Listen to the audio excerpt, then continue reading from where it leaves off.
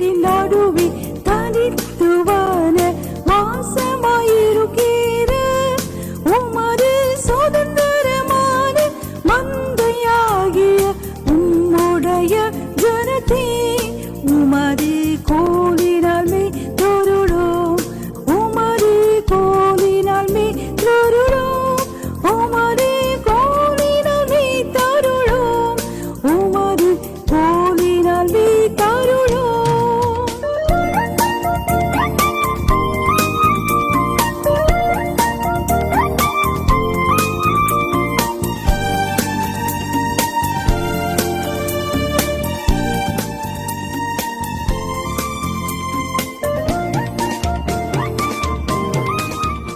காலேபின் ஆவி, spirit of Caleb.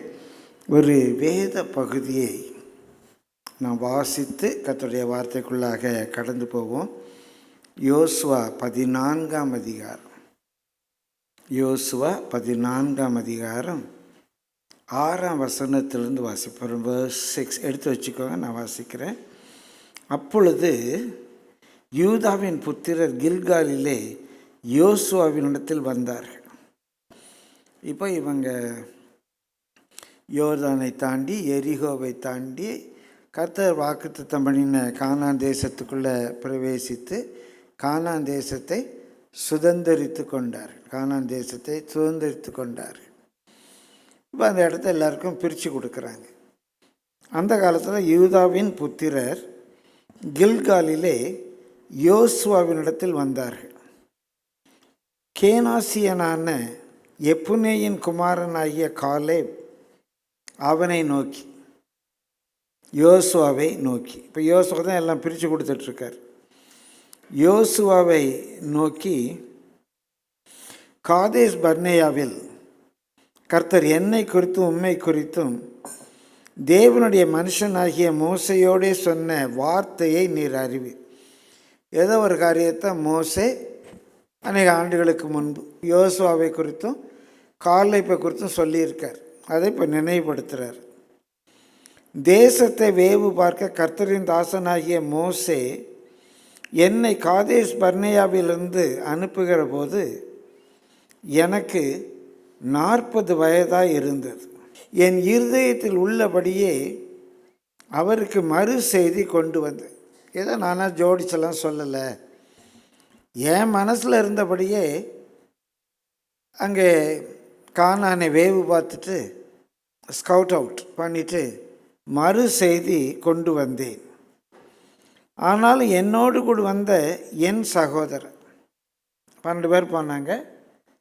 யோசுவா காலேப்பை தவிர மற்ற 10 பேர் ஜனத்தின் இருதயத்தை கலங்க பண்ணினார். அந்த இடத்த பார்த்துட்டு அவங்க நெகட்டிவ் இன்ஃபர்மேஷன் கொண்டு கொடுக்குறாங்க. நானும் என் தேவனாகிய கர்த்தரை உத்தமமாய் பின்பற்றினேன். அந்த 12 பேரில் இவர் ரொம்ப வித்தியாசமாக இருக்கார். நானும் என் தேவனாகிய கர்த்தரை உத்தமமாய் பின்பற்றினேன். அந்நாளிலே மோசே, நீ என் தேவனாகிய கர்த்தரை உத்தமமாய் பின்பற்றினபடியினார். இவர் உத்தமமாக பின்பற்றினார். அதற்கு மோசேயும் சான்றிதழ் கொடுக்கிறார், சர்டிஃபை பண்ணுறார். நீ என் தேவனாகிய கர்த்தரை உத்தமமாய் பின்பற்றபடியினால் உன் கால் மிதித்த தேசம் உனக்கும் உன் பிள்ளைகளுக்கும் எந்தெந்தைக்கும் சுதந்திரமாக இருக்க கிடையாது. நீ எந்த இடத்தெல்லாம் சுற்றி பார்த்துட்டு வந்தியோ உன் கால் மிதித்த தேசம் உனக்கும் உன் பிள்ளைகளுக்கும் சுதந்திரமாக இருக்க கடவுது என்று சொல்லி ஆணையிட்டார், ப்ராமிஸ் பண்ணார். நீங்கள்லாம் போய் சுற்றி பார்த்தியோ அந்த இடத்த நான் உனக்கும் உன் பிள்ளைகளுக்கும் தருவேன்னு ப்ராமிஸ் பண்ணார்.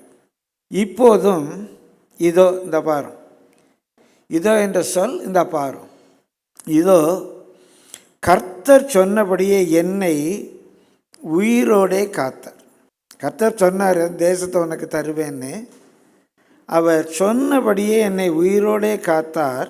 இஸ்ரவேலர் வனாந்தரத்தில் சஞ்சரிக்கையில் கர்த்தர் அந்த வார்த்தையை மோசையோடு சொல்லி இப்போது 45 வருஷம் ஆயிற்று. உனக்கும் உன் பிள்ளைகளுக்கும் அந்த இடத்த கொடுப்பேன் என்று கர்த்தர் சொல்லி 45 வருஷம் ஆயிடுச்சு. இந்த 45 ஆண்டுகளும் கர்த்தர் என்னை பாதுகாத்தார். உனக்கு அந்த இடத்த தருவேன்னு சொன்னார். எவ்வளோ பேர் இறந்து போனாங்க, லட்சக்கணக்கான ஜனம் வனாந்தரத்தில் பட்டு போனாங்க. மோசே கூட மரித்து போனார். ஆனால் அந்த 45 வருஷத்தில் யோசுவா இன்னும் மரித்து போகலை. இதோ இன்று நான் 85 வயது உள்ளவனான். பிரியமானவர்களை, பொதுவாக சொல்லுவாங்க 40 வருஷம் வனாந்தர வாழ்க்கை, 40 வருஷம் வனாந்தர வாழ்க்கைம்பாங்க. அவங்க இதற்கு பின்னால் அலைந்து தெரிந்தது ஒரு 40 வருஷம். ஆனால் எகிப்திலிருந்து புறப்பட்டதிலிருந்து குறைந்தது 47 ஆண்டுகள் அவங்க வனாந்தரத்தில் இருக்கணும். ஏன்னா அவங்க எகிப்திலேருந்து புறப்படுறாங்க, ஓரே போடுறாங்க. அங்கே தான் கர்த்தர் அவங்களோடு கூட உடன்படிக்கை பண்ணுறாரு, 10 கட்டளையெல்லாம் கொடுக்குறாரு. அப்புறம்தான் காதேஷ் பர்னேயா வர்றாங்க. அந்த யோர்தான் பக்கத்தில், எரியோ பக்கத்தில் வந்துட்டாங்க. காதேஷ் பர்னேயாவில் இருக்கும்போது தான் 12 பேரை வேவு பார்க்க அனுப்புகிறாங்க, கோத்திரத்துக்கு ஒருவராக. அப்போது காலேபும் போகிறாரு. காலேபுக்கு 40 வருஷம். இந்த காதேஷ் பர்னேயாவுக்கு அவங்க வர்றதுக்கு 2-3 ஆண்டுகள் ஆகிருக்கணும். 2 ஆண்டுகளுக்கு மேலே, ஒரே பறவை அவங்களுக்கு 2 ஆண்டு ஆயிடுச்சு. இப்போ 45 ஆண்டுகள் அவங்க அந்த சீன் வனாந்தரத்தில் சுற்றி வந்திருக்கிறாங்க. அப்போ குறைந்தபட்சம் எகிப்திலிருந்து அவங்க யோர்தானை கடந்து எரிகோவுக்கு போவதற்கு, வாக்குத்தத்தம் பண்ணப்பட்ட கானான் தேசத்துக்கு போவதற்கு 47 ஆண்டுகளுக்கு மேலாக இருக்கணும். சொல்லும்போது 40 ஆண்டு இதுக்கப்புறம் அவங்க சுற்றுனது, சீன் வனாந்தரத்தில் அவங்க சுற்றுனது 40 ஆண்டு. சரி, இது ஒரு இன்ஃபர்மேஷனுக்காக. இப்போது 45 வருஷம் ஆயிற்று. இதோ நான் 85 வயதுள்ளவனானே. மோசே என்னை அனுப்புகிற நாளில் எனக்கு இருந்த அந்த பலன் இந்நாள் வரைக்கும் எனக்கு இருக்கிறது. வயசாச்சுன்னு நினைக்காதீங்க. அன்றைக்கு மோசே அந்த கானானை சுற்றி பார்க்க அனுப்பும்போது எனக்கு இருந்த பலன், இப்போ 85 வயது ஆகுது. இப்போது எனக்கு அந்த பலன் இருக்கிறது. யுத்தத்துக்கு போக்கும் வரத்துமாக இருப்பதற்கு அப்போது எனக்கு இருந்த பலன் இப்போது எனக்கு இருக்குது ஃபீல் பண்ணுறார். அதுபோல் கர்த்தர் அந்நாளிலே சொன்ன இந்த மலை நாட்டை எனக்கு தார். லோத்து ஆண்டவர் மலை நாட்டுக்கு தப்பிப்போன்னு சொன்னால், ஐயோ என்னால் போக முடியாது, இந்த சமவெளிக்கு போகிறேன், என்னால் அங்கெல்லாம் போக முடியாது அப்படிங்கிறார். இவர் 85 வயதில் சொல்கிறாரு, எனக்கு அந்த மலை நாட்டை தார். இங்கே ஒரு ரகசியம் இருக்குது. 45 ஆண்டுகளுக்கு முன்பாக அந்த இடத்த வேவு பார்க்க போகும்போது யார் யாரோ எங்கெங்கேயோ போய் வேவு பார்த்தாங்க. அந்த காலகட்டத்திலேயே இவர் தனி மனிதன், 12 பேர் தான் போயிருக்காங்க, தனி மனிதனாக இவர் வேவு பார்க்க தெரிந்து கொண்ட இடம் மலைநாடு. அப்போவுமே இவருக்கு அந்த வயதிலேயே ஒரு சேலஞ்சில் ஒரு ஆர்வம் இருந்திருக்கு. ஏதோ அப்படி போய் சமபூமியை பார்த்துட்டு ஒரு நியூஸ் கொண்டு வரோன்னு இல்லை, மலை ஏறி இருக்கார். அங்கே தான் மோசே சொல்கிறாரு, நீ கால் மிதித்த தேசத்தை உனக்கு. அப்போ அவர் கால் மிதித்த தேசம் எது? மலைநாடு. இவர் 85 வயதில் என்ன கேட்குறாரு, எனக்கு அந்த மலை நாட்டை தாரும். அந்த மலை நாடுனா அது வெறுமே சாதாரண மலை அல்ல. அங்கே ஏனாக்கியரும் அரணிப்பான பெரிய பட்டணங்களும் உண்டு என்று நீர் அறிவீர். அந்நாளிலே நீர் கேள்விப்பட்டது. கர்த்தர் என்னோடு இருப்பாரானால் கர்த்தர் சொன்னபடியே அவர்களை துரத்தி விடுவேன். பெரிய பெரிய ஜெயன்ஸ் இருக்கட்டுங்க, ராட்சதர் இருக்கட்டுங்க, ஏனாக்கியர் இருக்கட்டும், கர்த்தர் என் கூட இருந்தால் அவங்கள நான் துரத்தி விடுவேன் அப்படின்னு சொல்கிறேன். அப்பொழுது யோசுவா எப்னேயின் குமாரனாகிய காலேபை ஆசீர்வதித்து, யோசுவாங்கிற பேர் தான் யோசஸ், பின்னால் ஈசஸ், இஸ்வாஸ், அராமிக்கில் இஸ்வாஸ், ஏசு. இப்போ காலேப் சொல்கிறார், நான் அந்த சேலஞ்சை எடுத்துக்கிறேங்கிறார். ஏசு, ஈசஸ் யோசுவா என்ன சொல்கிறாரு, எப்னேயின் குமாரனாகிய காலேபை ஆசீர்வதித்து எப்ரோனை அவனுக்கு சுதந்திரமாக கொடுத்தான். எப்ரோனை, அந்த மலை நாட்டை அவனுக்கு சுதந்திரமாக கொடுத்தான். நான் இப்படி கொஞ்சம் கற்பனை பண்ணி பார்த்தேன். ஏசப்பாட்ட போய் ஏசுகிட்ட போய், ஆண்டவரே எனக்கு இன்னும் அந்த பலன் இருக்கு, நான் அந்த ஊழியத்தை செய்கிறேன், நீர் அந்த ஊழியம் எனக்கு தார், ஆண்டவர் என் கூட இருப்பாரான்னு என்னால் முடியும் ஆண்டவரே அப்படின்னு ஜெபிச்சா, யோசுவா காலேபை ஆசீர்வதித்தது போல இயேசு நம்மை ஆசீர்வதித்து அந்த மலை நாட்டை சீயோனே நமக்கு தருவார். சீயோன் மலையில் இயேசுவோடு கூட 1,44,000 பேர் நிற்க கண்டேன்னு யோவான் சொல்கிறார் 14:1. சீயோன் மலையில் ஆட்டுக்குட்டியானவரோடு கூட 1,44,000 பேராக இருக்கிறாங்க. யாருன்னெலாம் கேள்வி உண்டு. ஆனால் ஒன்று சொல்கிறேன், சீயோன் மலையில் ஆட்டுக்குட்டியானவரோடு கூட அந்த 1,44,000 பேரில் ஒருவராக நிற்க வேண்டும் என்றால் மலை ஏற ஆயத்தமாக இருக்கணும். மலை ஏறாமல் என்ன அவர் எப்படி ரோப் கார் வச்சு கொண்டு போயிடுவார்னு நினைக்கிங்களோ? எருசலேம் என்னும் சுவிசேஷகி உரத்த சத்தமிடுகிறாள். சீயோன் என்னும் சுவிசேஷகி உயர்ந்த மலையின் மேல் ஏறுகிறாள். நம்முடைய கால்களை மான்கால்களைப் போல் ஆக்கி உயர் ஸ்தலங்கள் அவர் நம்ம ஏறி வர பண்ணுவார், நடக்க பண்ணுவார், நிற்க பண்ணுவார். மலையில் நடக்கிறது, மலை உச்சியில் நடக்கிறது கஷ்டமா, நிற்கிறது கஷ்டமா? சைக்கிள் ஓட்டிகிட்டு போகிறது கஷ்டமா, சைக்கிள் அப்படியே நிற்கிறது கஷ்டமா? பேலன்ஸ் பண்ணி மலை உச்சியில் அவர் என்னை நடக்க பண்ணுகிற மாத்திரமல்ல, மலை உச்சியில் நிற்க பண்ணுவார். பிரியமானவர்களே, அந்த மலை நாட்டை எனக்கு தர அந்த 85 வயதில் கேட்குறேன். எனக்காக நான் இதை தியானித்தேன். எனக்கு இந்த கேரக்டர் தாரு ஆண்டவர். இந்த ஊக்க உரை நம்ம ஒவ்வொருவருக்கும் கண்டிப்பாக பயனுள்ளதாக இருக்கும். ஒரு சில காரியங்கள் காலை வாழ்க்கையிலேருந்து நம்ம பார்ப்போம். 32 நம்பர்ஸ், எண்ணாகமம் 32:11 வாசிங்க. உத்தமமாய் என்னை பின்பற்றின கேனேசியனான எப்புனேயின் குமாரன் காலேப்பும் நூனின் குமாரன் யோசுவாவும் தவிர. உத்தமமாய் தேவனை பின்பற்றி, பர்ஃபெக்ட், வித் பர்ஃபெக்ட் ஹார்ட், வலதுபுறம் இடதுபுறம் திரும்பாமல் அவர் என்ன வழி காட்டுறாரோ அந்த வழியில் உத்தமமாய் பின்பற்றின காலை. உபாகமம் 1:36 வாசிங்க. உபாகமம் 1:36. எப்புனேயின் குமாரனாகிய காலேப் மாத்திரம் அதை காண்பான். அவன் கர்த்தரை உத்தமமாய் பின்பற்றினபடியால் நான் அவன் மிதித்து வந்த தேசத்தை அவனுக்கும் அவன் பிள்ளைகளுக்கும் கொடுப்பேன் என்றும் ஆணையிட்டார்.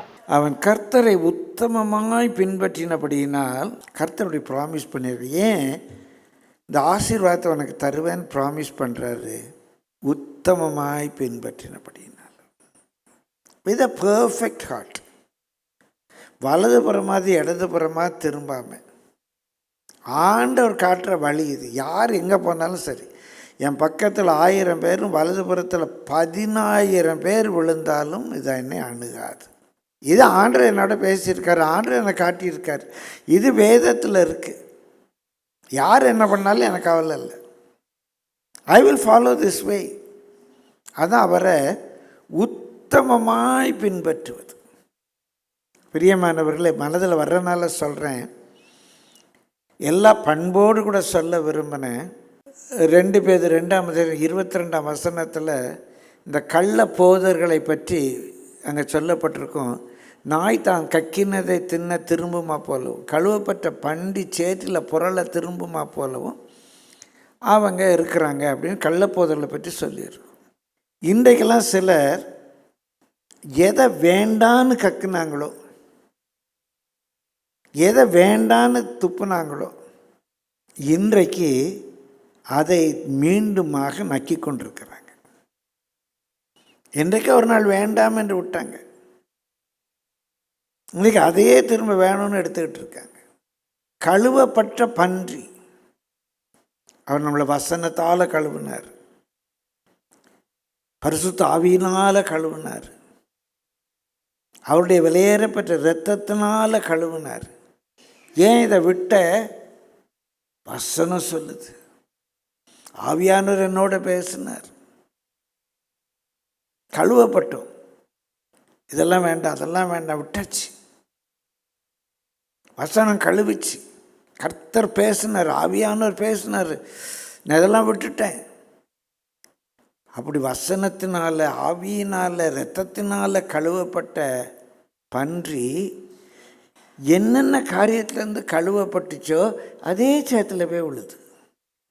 அவங்க கர்த்தர் ஊழியம் செய்யலாம், ஆனால் உத்தமமாய் பின்பற்றுறாங்களா? இல்லை, அன்றைக்கி நான் தெரியாமல் செஞ்சிட்டேன், அன்றைக்கி நான் ஆண்டவர் பேசலை, வசனம் பேசலை, நானாக இதை பற்றி இல்லாமல் பண்ணிட்டேன் அப்படின்னா அது வேறு. ஆனால் அன்றைக்கு ஆண்டவர் பேசினார், வசனத்தை கீழ்ப்படிந்தேன் அப்படிலாம் சொல்லிவிட்டு இன்றைக்கி அதே சேத்தை எடுத்து திரும்ப பூசிக்கிறாங்க அப்படின்னா என்ன சொல்கிறது? இதை தான் சொல்ல வேண்டியிருக்கு. காலேபுடைய சுபாவம் நமக்கு வேணும் என்று சொன்னால் எல்லா சூழ்நிலையிலையும்,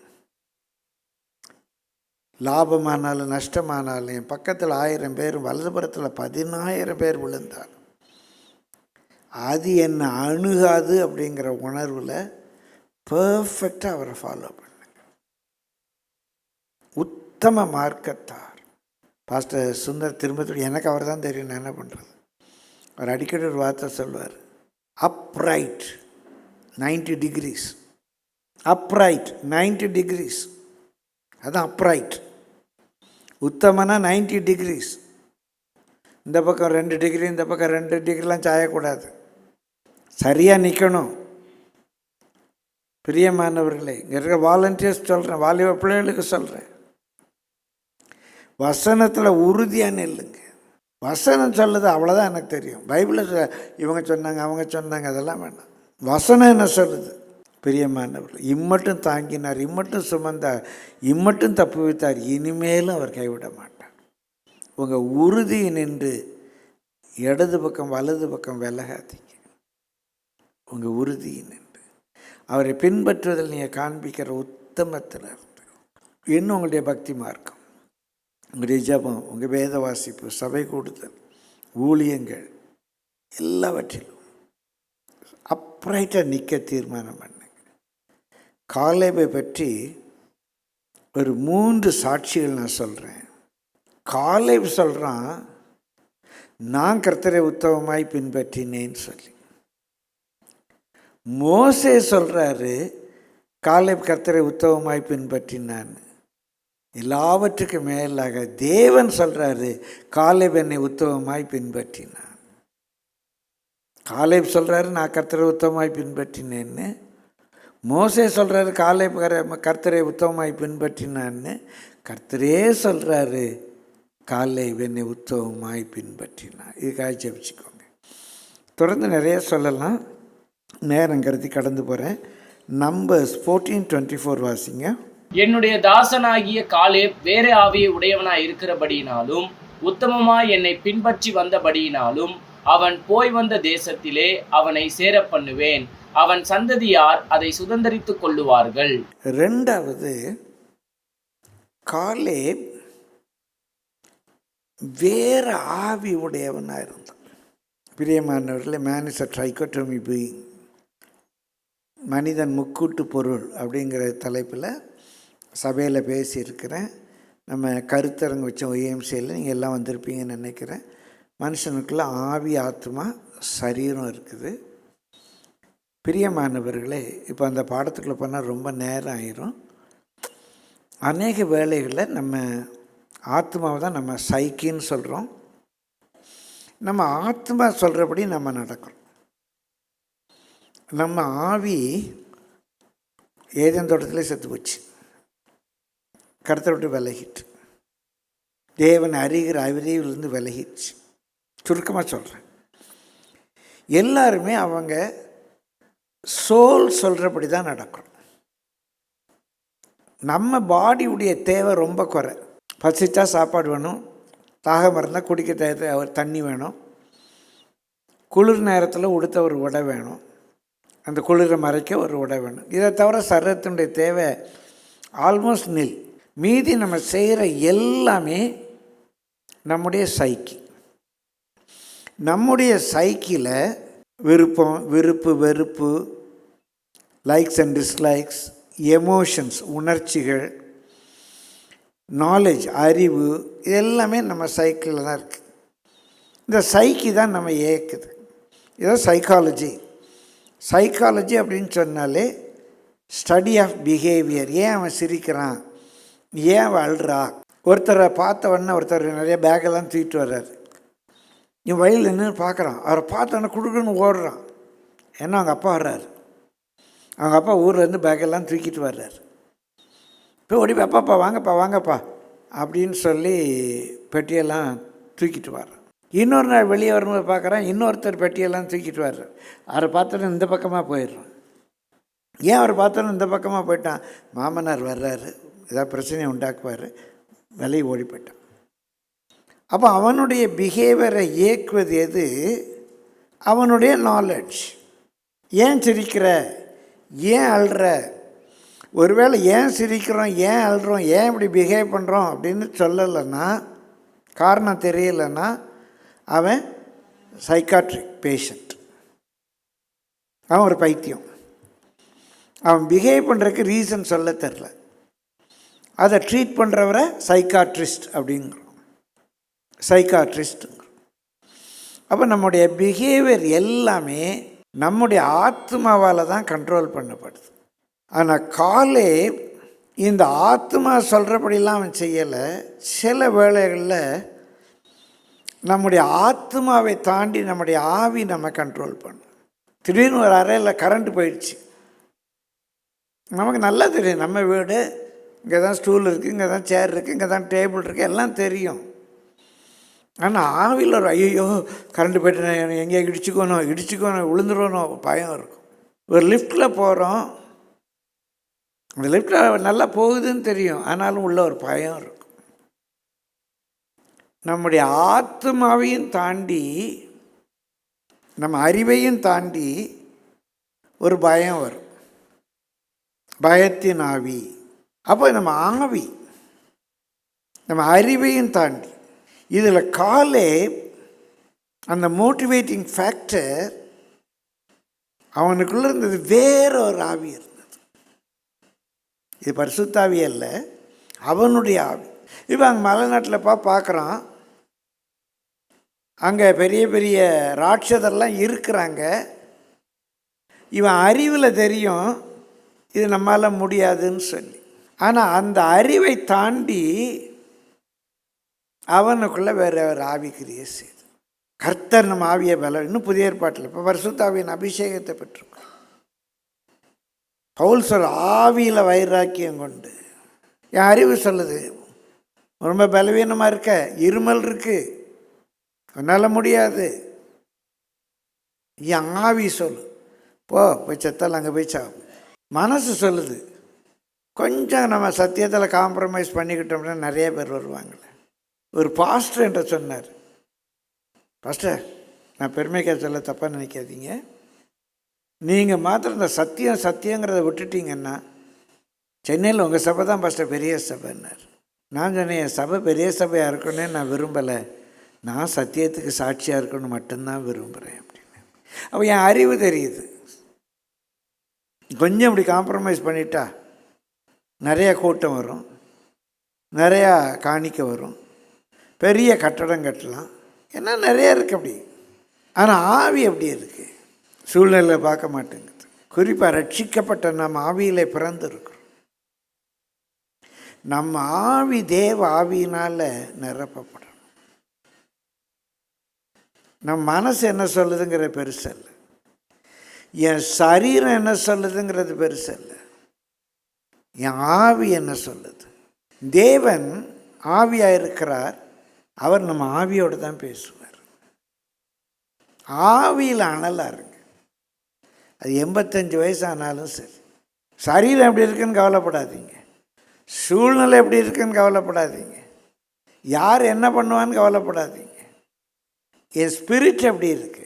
சரீரம் பலவீனமாக இருக்கலாம், மாம்சம் பலவீனமானது, வியாதி பலவீனம், கஷ்டம், நெருக்கம், எத்தனையோ பலவீனம் இருக்கும்.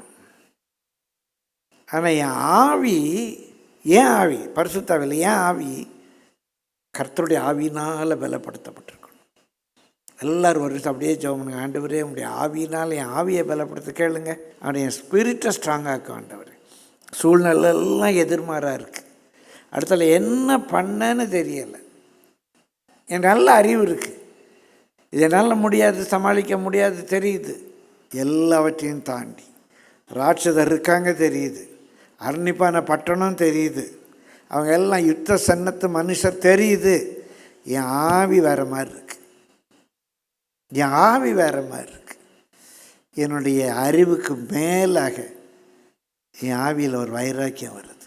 கால் வைப்பேன், நடத்துவார், போயிடலாம்.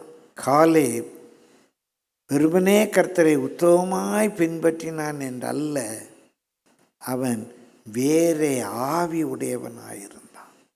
நம்ம ஆவியை குறித்து நம்ம ஜாக்கிரதையாய் உற்சாகமாக இருப்பது நல்லது.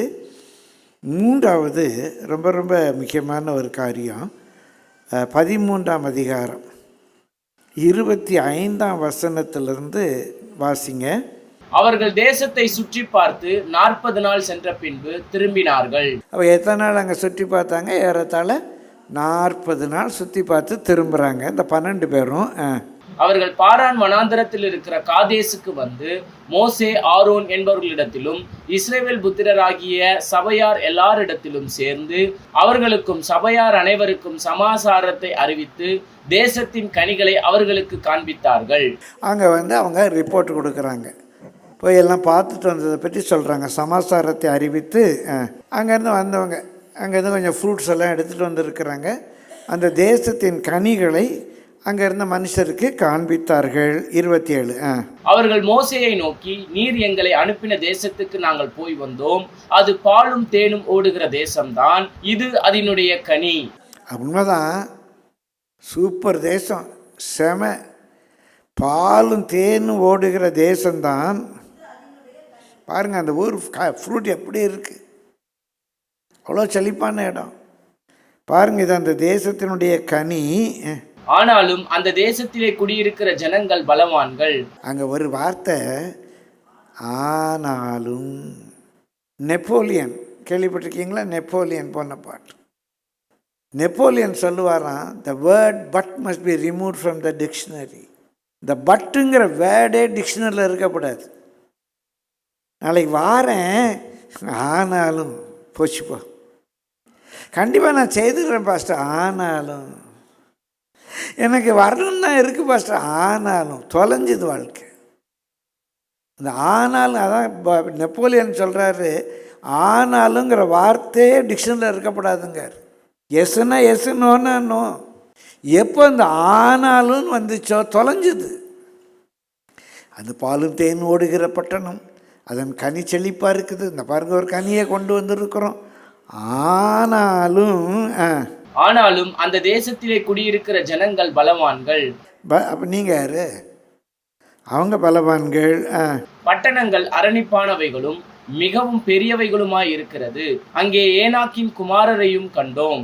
ஏனாக்கின் குமார்னா ராட்சதர். அங்கே ராட்சதர்லாம் இருக்காங்க. நல்லா அரணிப்பான பட்டணமாக இருக்குது. அவங்களாம் ரொம்ப பலசாலிகளாக இருக்காங்க. அப்பொழுது காலேப் மோசேக்கு முன்பாக ஜனங்களை அமர்த்தி, கொஞ்சம் வெயிட் பண்ணுங்க ஓடி வரோம். இவங்கெல்லாம் ரிப்போர்ட் கொடுக்குறாங்க, படான்னு உள்ள பாயிரம். ஜனங்களை அமர்த்தி, கொஞ்சம் பாருங்க, ஜனங்களை அமர்த்தி, நாம் உடனே போய் அதை சுதந்திரித்துக் கொள்வோம்.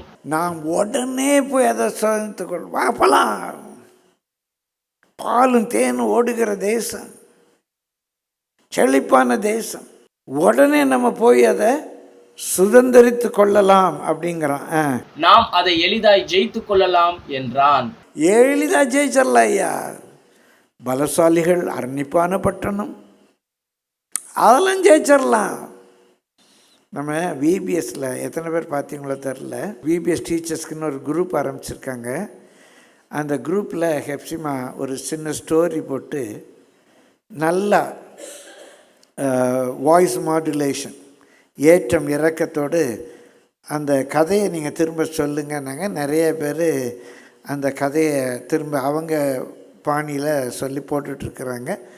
எனக்கும் ரொம்ப ஒவ்வொரு கிளிப்பிங்கும் நான் பார்த்துட்ருக்குறேன், ரொம்ப நல்லா இருக்குது. அதே போல் இங்கே இதை வாசிக்கும்போது இவனுடைய வாய்ஸ் மாடுலேஷனை பார்த்து அவங்க வந்து சொன்னாங்க, அது பெரிய தேசம், அங்கே ஏனாக்கிற பார்த்து. ஆனாலும் அவங்கெல்லாம் ரொம்ப சுமாரே நம்ம அந்த தேசத்தை ஜெயிச்சிடலாம், வாங்க வாங்க போகலாம், நம்ம உடனே போய் அந்த தேசத்தை சுதந்திரித்து கொள்வோம், நாம் அதை எளிதாய் ஜெயித்து கொள்ளலாம் என்றான். அவனோட கூட போய் வந்த மனிதரோ, நாம் போய் அந்த ஜனங்களோடு எதிர்த்து நிற்க நம்மாலே கூடாது, அவர்கள் நம்மை பார்க்கிலும் பலவான்கள் என்றார்கள். நாங்கள் போய் சுற்றி பார்த்து வந்த அந்த தேசம் தன் குடிகளை பட்சிக்கிற தேசம். நாங்கள் அதிலே கண்ட ஜனங்கள் எல்லாரும் மிகவும் பெரிய ஆட்கள். அங்கே ராட்சத பிறவியான ஏனாக்கின் குமாரராகிய ராட்சதரையும் கண்டோம். நாங்கள் எங்கள் பார்வைக்கு வெட்டுக்கிளிகளை போல் இருந்தோம். எங்கள் பார்வைக்கு அவங்க முன்னால் எங்களை பார்த்தால எங்களுக்கே ஒரு வெட்டுக்கிளி மாதிரி இருந்தோம்.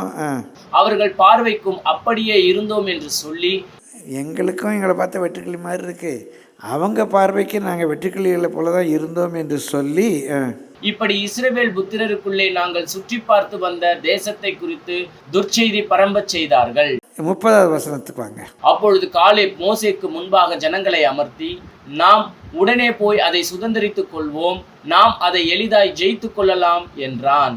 எப்படிங்க இவனுக்கு மாத்திரம் இப்படி? அதான் ரொம்ப ஒரு வித்தியாசமான பார்வை காலேப்புக்கு இருக்கு. நம்ம உடனே போய் அதை சுதந்திரித்து கொள்ளலாம், அந்த நெகட்டிவிட்டியவே பார்க்கலங்க, சாத்தியக்கூறாக மாத்திரம் பார்க்குறோம். 3வது குறிப்பு, இந்த காலேப் சாத்தியமானவைகளை சிந்திக்கிறவன், உத்தமமாய் நடக்கிறவன், வேற ஆவி உடையவன். 3வது சாத்தியக்கூறாக, ஆப்டிமிஸ்ட் சாத்தியக்கூறாக சிந்திக்கிறவன். ஒரு பாசிட்டிவ் சைடை பார்க்குறோம், நம்மளால் ஜெயிக்க முடியும் அப்படிங்கிறோம். நான் ஒரு கதை 2-3 கதை முன்பு சொல்லியிருக்கிறேன், திரும்ப சொல்கிறது. பவுல் எழுதுவார், நான் சொன்னதையே சொல்லுவது, நான் எழுதினது எனக்கு வருத்தம் அல்ல, அது உங்களுக்கு நலமாக இருக்கும். அதே போல் நாங்கள் சொன்ன கதையை சொல்லுவது எனக்கு வருத்தம் அல்ல, அது உங்களுக்கு நலமாக இருக்கும். தெரியாதவங்க தெரிஞ்சுக்கோங்க. சீனாவுக்கு 2 சுற்றுலா பயணிகள் போகிறாங்க. சீனாவுக்கு 2 சுற்றுலா பயணிகள்.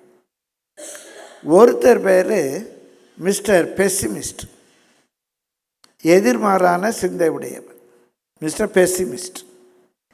இன்னொருத்தர் பேர் மிஸ்டர் ஆப்டிமிஸ்ட், நேர்மாறான சிந்தை உடையவர். இவங்க 2 பேரும் சீனாவை சுற்றி பார்க்க போகிறாங்க. அப்போ அங்கே உள்ள அந்த கைடு ஒரு பெரிய பழைய கட்டடத்தை காட்டுற ஒரு மண்டபம்.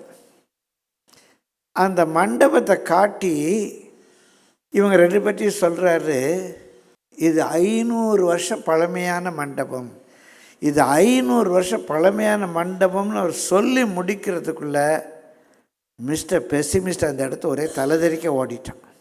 ஏன் ஓடினான்னு இவங்க 2 பேருக்கும் தெரில. அவன் பின்னாலே இந்த கைடும் ஆப்டிமிஸ்ட் அப்படி ஓடி போய் மூச்சு இறைக்க அவனை பிடிச்சிட்டு கேட்டாங்க அந்த பெசிமிஸ்ட்டை, ஏன்பா அப்படி ஓடி வந்த? ஐயோ, அவர் சொன்னதை கேட்டேன்னு பயமா. என்ன சொன்னார்? உனக்கு பயம் இல்லையா? இல்லைப்பா என்ன பயந்த? இந்த கட்டடம் 500 வருஷம் பழசுன்னு சொன்னார், திடீர்னு நம்ம தலை மேலே விழுந்துட்டா என்ன பண்ணன்னு பயந்து ஓடிட்டேன் அப்படின்னு. உனக்கு பயம் இல்லை, அவன் கேட்கலையாத அப்படின்னா. அப்போ ஆப்டிமிஸ்ட், ஆமாம் எனக்கும் கேட்டுச்சு, நீ பயம் இல்லையா? இல்லை, நான் யோசித்தேன், 500 வருஷம் விழாத கட்டடம் என்றைக்கா விழ போகுதுன்னு நினச்சேன். ஒரே கட்டடம் தான். ஒருத்தன் என்ன நினைக்கிறான், 500 வருஷம் ஆச்சு திடீர்னு விழுந்துட்டா என்ன பண்ண? இன்னொருத்தன் என்ன நினைக்கிறான், 500 வருஷமாக விழலை, இன்றைக்கா விழப்போகுது. நம்ம எப்படி அதை பார்க்குறோம், நம்ம எப்படி அதை இன்டர்ப்ரெட் பண்ணுறோம்? எல்லாத்தையும் நெகட்டிவாகவே சொல்ல, வாயை திறந்தாலே நெகட்டிவ். கொஞ்சம் சாத்தியக்குறாப்பார், நம்மளால் முடியும், நம்ம ஜெயிப்போம்.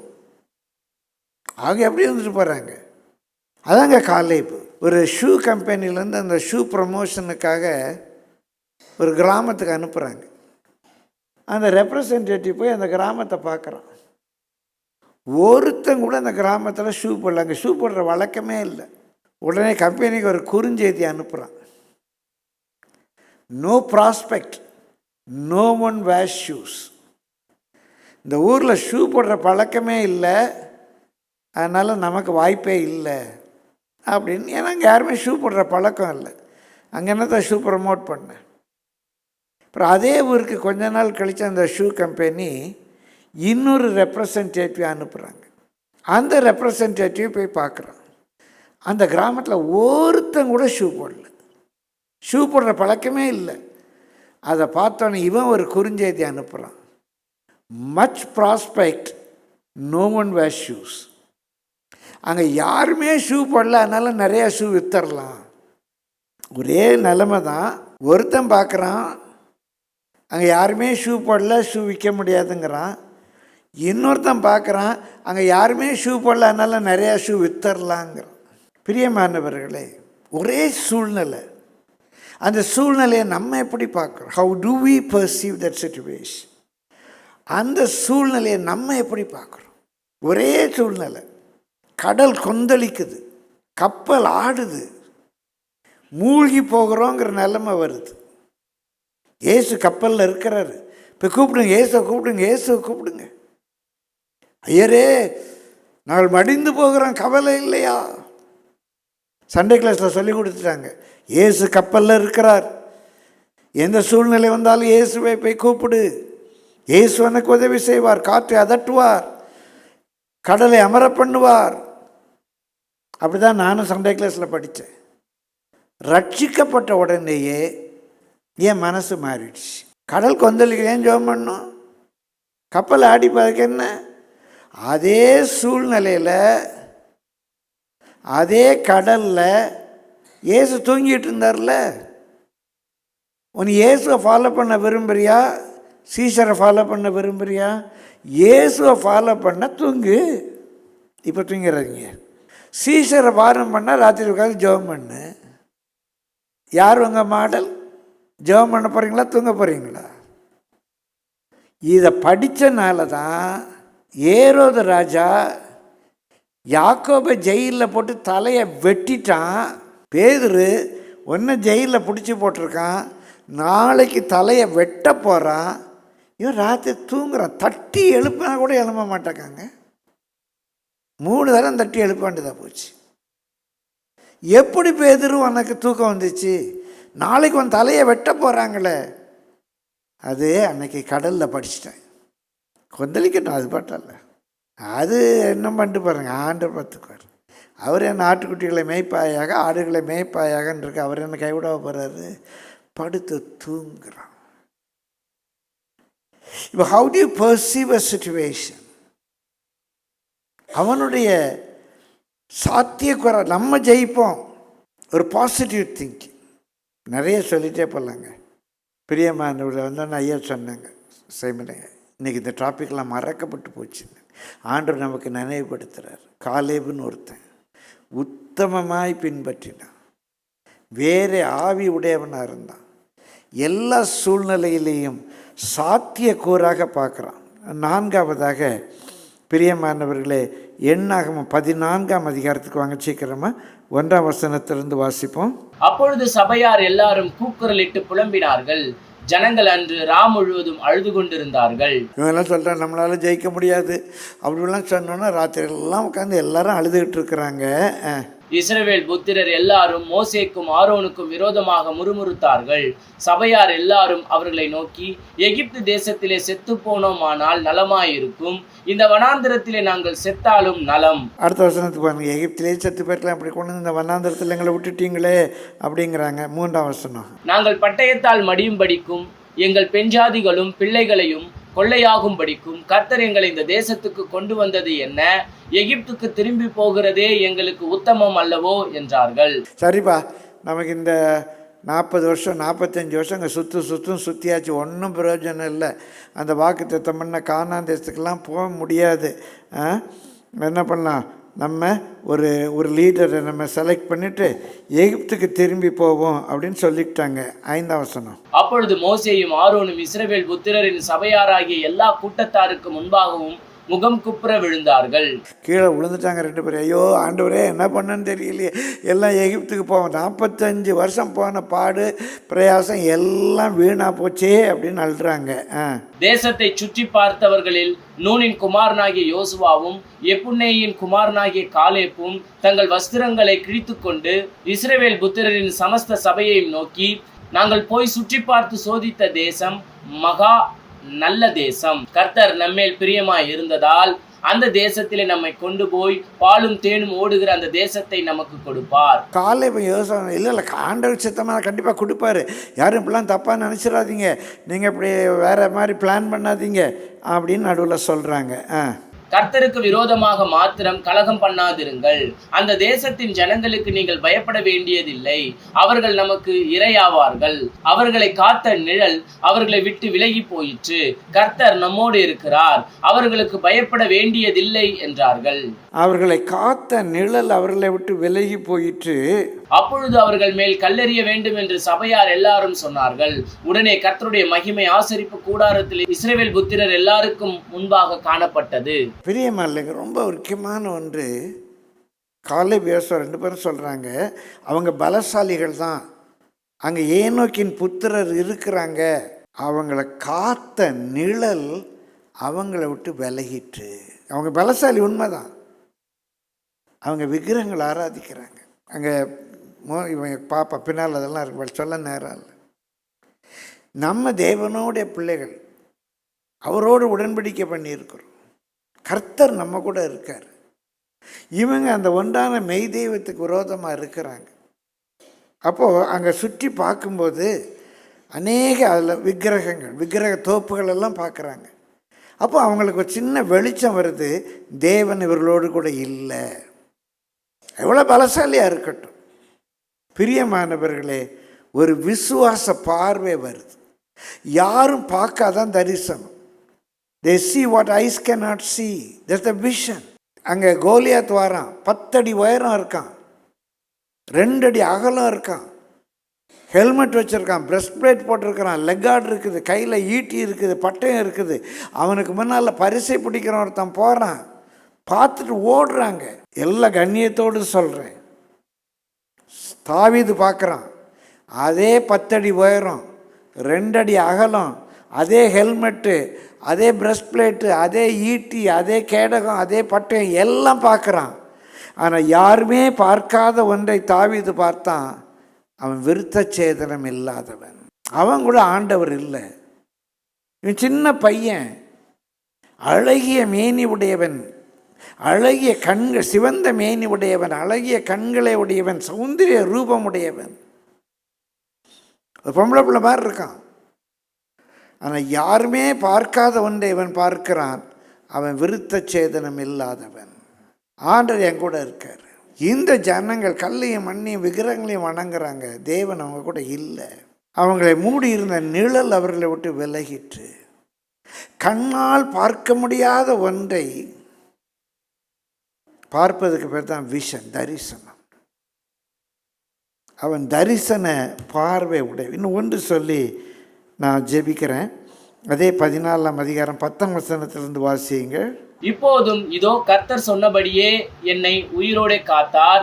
இஸ்ரவேலர் வனாந்தரத்தில் சஞ்சரிக்கையில் கர்த்தர் அந்த வார்த்தையை மோசேயோடு சொல்லி இப்பொழுது 45 வருஷம் ஆயிற்று.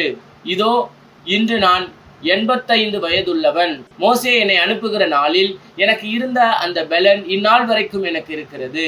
யுத்தத்துக்கு போக்கும் வரத்துமா இருக்கிறதற்கு அப்போது எனக்கு இருந்த பலன் இப்போதும் எனக்கு இருக்கிறது. ஆகையால் கர்த்தர் அந்நாளிலே சொன்ன இந்த மலை நாட்டை எனக்கு தாரும். அங்கே ஏனாக்கியரும் அரணிப்பான பெரிய பட்டணங்களும் உண்டென்று நீர் அந்நாளிலே கேள்விப்பட்டீரே. கர்த்தர் என்னோடு இருப்பாரானால் கர்த்தர் சொன்னபடி அவர்களை துரத்தி விடுவேன் என்றான். அவர்களை துரத்தி விடுவேன் என்றான். இந்த 85 வயதிலேயும் அவன் சாதிக்க விரும்புகிறான், சவாலை சந்திக்க விரும்புகிறான். கர்த்தர் என் கூட இருந்தாரானா, சரி எனக்கு தெரியும் அங்கே ஏனாக்கி அங்கே ராட்சதர்கள் இருக்கிறாங்க, எனக்கு தெரியும். கர்த்தர் என் கூட இருந்தாரானா நான் அவங்கள துரத்தி விடுவேன். சரீர பிரகாரமாக 40 இருந்த பலன் 85 இருக்காது. மாம்சம் பலவீனமானது, ஆவி உற்சாகமானது. கர்த்தர் என் கூட இருந்தால் 40 என்ன 50 என்ன எல்லாம் நம்பர் தானே. ஆங்கிலத்தில் 5 வயசு குழந்தைகிட்ட கூட என்ன கேட்குறோம், ஹவ் ஓல்ட் ஆர் யூ? 5 வயசு தான். How old are you? நான் அப்படி கேட்கவே மாட்டேன், ஹவ் யங் ஆர் யூம்பேன். அதே 5 வயசுலேயே ஹவ் ஓல்ட் ஆர் யூ இங்கிலீஷில் சொல்லுவாங்க. 50 30 ரன்னிங், 50 ரன்னிங், 50 ஓடுதாம்மா. நம்ம என்ன சொல்லுவோம், 50 நடக்குது. என்ன வயசுப்பா? 50 நடந்துகிட்ருக்கு. பிரியமானவர்களே, 50னா என்ன 60னா என்ன? கர்த்தர் என் கூட இருக்காரா? அவ்வளோதான் கொஸ்டின். அவர் என் கூட இருப்பாரானா என்னால் அது முடியும். சாதிக்க விரும்புகிறேன். பல முறை நான் சொல்லியிருக்கிறேன், இந்த ஒரு சொல்லி நான் ஜெபிக்க விரும்புகிறேன். பிரியமானவர்களே, கிரிக்கெட்டில் பேட்டிங் பண்ணுறான், ஏத்தால இருக்கிறத பார்த்து பாப்பா மெதுவாக பால் போடு, கொஞ்சம் அப்படி சாஃப்டாக போடுப்பா, சும்மா வாங்கி போடாது. அவன் அப்படி சுற்றிக்கிட்டு 70 kilometre speed, 80 kilometre speed, 100 kilometre ஸ்பீடில் போடுறான். இவன் கொஞ்சம் மெதுவாக பார்த்து போடு அப்படி சொல்லுவானா? உண்மையாக விளையாடு, நீ எப்படி வேணாலும் போடுறான், நான் அடிக்கிறேன். எப்படி நீ மெதுவாக போடுன்னு கேட்குறவன் பிளேயர் அவன். நீ எப்படி வேணாலும் போடுறான், நான் அடிக்கிறேன். அடிக்கடி சொன்ன உதாரணம் தான். ஒரு சிலருக்கு அறியாதவங்க கேட்டுக்கோங்க. கிரிக்கெட் உதாரணத்தை சொல்லி முடிக்கிறேன். விளையாட போகிற 2 பேர் ஃபீல்டு இறங்குறீங்க. அப்படி அவங்க போனோடனே அந்த விக்கெட் கீப்பர் பக்கத்தில் நிற்பான், உங்களுக்கு கை கொடுப்பான். அந்த பவுலர் கை காட்டுவான், நீங்களும் கை காட்டுவீங்க. அவன் பவுலிங் ஆரம்பிப்பான். ஒவ்வொரு பால் போடும்போதும் அவனுடைய ஒரே ஒரு நோக்கம், ஒன்று அவுட் ஆக்கணும். போடுற ஒவ்வொரு பாலும் ஒன்று அவுட் ஆக்கணும். எவ்வளோ மேக்ஸிமம் அவனால் போட முடியுமோ சுற்றி போடுவான். பின்னால் நிற்கிற விக்கெட் கீப்பர் நீங்கள் வந்தோன்னா கையெல்லாம் கொடுத்தான்ல, அவன் ஏன் அங்கே நிற்கான்னு தெரியுமா? உங்களை அவுட் ஆக்கிறதுக்கு தான் நிற்கிறான். எப்படியாவது உங்களை அவுட் ஆக்கிடணும் அப்படி தான் அவன் பின்னால் நின்றுக்கிட்டு இருக்கிறான். 9 பேர் சுற்றி நிற்கிறான், அவங்கள ரவுண்டு கட்டிக்கிட்டு. உங்களுக்கு பாதுகாப்பு கொடுக்கறதுக்காக பாதுகாப்பு வளையத்துக்குள்ளே வைக்கல. அந்த 9 பேரும் அங்கே ஏன் நிற்கிறான்? எப்படியாவது உங்களை அவுட் ஆக்கிடணும். ஒன்று கேட்ச் பண்ணிடலாம், இல்லை விக்கெட் பண்ணிடலாம், எப்படியாவது உங்களை அவுட் ஆக்கிடணும். அதுதான் அங்கே நிற்கிறான். பிரியமானவர்களே, நீ எப்படி வேணாலும் பால் போடுற, நீ ஸ்பின் போட்டாலும் சரி, ஃபுல் டாஸ் போட்டாலும் சரி, நீ எப்படி வேணாலும் போடு, நான் அடிக்கிறேன். அதான் விளையாட்டு. உங்கள் கூட ஒருத்தன் டீம்மேட் வந்தான்ல, செகண்ட் ரன்னர், செகண்ட் பேட்ஸ்மேன், ஒவ்வொரு டைம்லேயும் ஸ்ட்ராட்டஜிலாம் பேசுவான். அவன் ஒரு நல்ல பிளேயராக இருந்தால் அவன் ரன் அவுட் ஆகிற சூழ்நிலை வருமானா உங்களை ரன் அவுட் ஆக்கிடும். அவன் விளையாட வேண்டாமா? நான் ரன் அவுட் ஆனாலும் பரவாயில்லை, அவன் விளையாடட்டுன்னு. அப்புறம் அது பிளேயர் அவன். அப்போ உங்கள் கூட வந்த செகண்ட் பேட்ஸ்மேனும் அவனுக்கு ஒரு ரன் அவுட் வருமானா உங்களை ரன் அவுட் ஆக்கிடுவான். உங்கள் டீமை சேர்ந்த 9 பேர் ஸ்டேடியத்தில் உட்காந்துருக்காங்க, எல்லாம் உங்கள் ஃப்ரெண்ட்ஸு. அதில் ஒருத்தன் பிலீவர், நல்ல பிலீவர், அவன் உட்காந்து ஜெபம் பண்ணுறான். நீ செஞ்சுரி அடிக்க நான் ஜெபம் பண்ணுவான், அவன் என்ன ஜெபம் பண்ணுவான் சொல்லுங்கள்? ஆண்டவரே எனக்கு சான்ஸ் வேணும் ஆண்டவரே. அவனுக்கு எப்போ சான்ஸ் கிடைக்கும்? நீங்கள் அவுட் ஆனால் தான் அவனுக்கு சான்ஸ் கிடைக்கும். அப்போது அந்த 21 பேரும் ஏதோ ஒரு வகையில் நீங்கள் அவுட் ஆகிறத தான் விரும்புகிறாங்க. ஆனால் உங்களுக்கு முன்பாக வைக்கப்பட்ட அந்த பந்தய பொருளின் பொருட்டு, உங்களுக்கு முன்பாக வைக்கப்பட்ட அந்த பந்தய பொருளின் பொருட்டு எந்த எதிர்மாறான சூழ்நிலையாக இருந்தாலும் கிருபையை பற்றி கொண்டு வர்ற பாலை அடிங்க. அவனை பார்த்து மெதுவாக போடுன்னு சொல்லாதீங்க. நீ போடுறத போடுறான், நான் அடிக்கிறத அடிக்கிறேன். அங்கே ஃபீல் பண்ணுறவங்கள பார்த்து ஐயோ என் பாலை கேட்ச் பண்ணாதன்னு சொல்லாதீங்க. நீ கேட்ச் பண்ணாத மாதிரி நான் அடிக்கிறேன் பாரு, நீ கேட்ச் பண்ணாத மாதிரி நான் அடிக்கிறேன் பாருன்னு அடிங்க. அவன் சொல்கிறான், கர்த்தர் என் கூட இருக்கார், நான் ஜெயிச்சிருவேன். எனக்கு அந்த மலைநாடு தான் வேணும், அந்த பலன் எனக்கு இருக்குது, சாதிக்க விரும்புகிறேன். இந்த கேட்ப ஆண்டவரே அந்த காலேபின் ஆவி எங்களுக்கு தாரும். பிரியமானவர்களே, கடைசி குறிப்பு, சாதிக்க விரும்புகிறான். நான் ஜெயிப்பேன், எனக்கு கொடுங்க அந்த கிருபை. கொஞ்சமேனு சோர்ந்து போகாதீங்க. 60, 70, 80 எல்லாம் வெறும் நம்பர் தான்.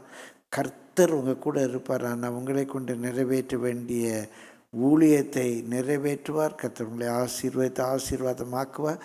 மலை நாட்டை நீங்கள் சுதந்திரிக்க முடியும். அவர் பலத்தினால இடைகட்டும்.